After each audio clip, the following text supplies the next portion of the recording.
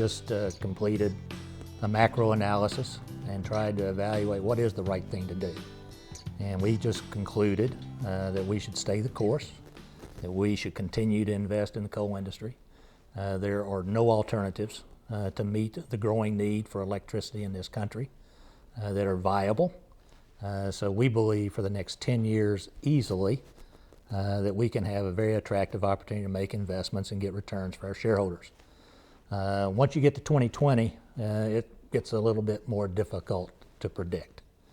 And I think the critical issue that we're going to have to look at is what happens in elections, because the only thing, in my view, that can impede the growth in coal gets back to bad public policy.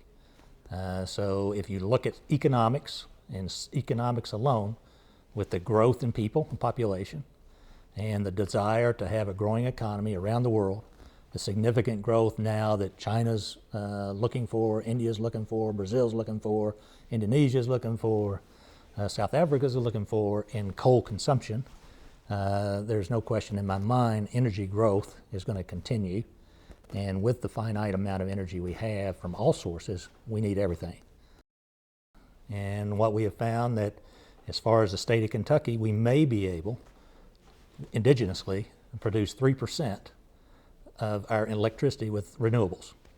If we want to meet a 20% standard or 17% standard, we're going to have to import renewables from other states.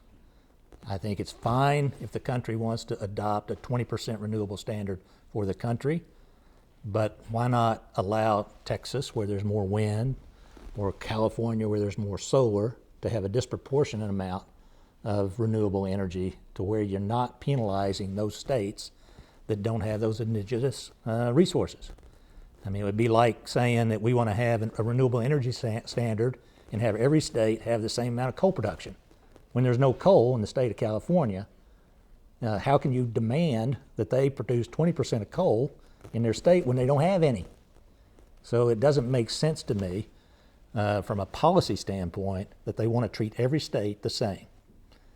Now, it's obvious that the only reason they're doing that is to try to balance the cost. Because if you look at the cost of electricity in the state of Kentucky versus the cost of electricity in California, there's a gap.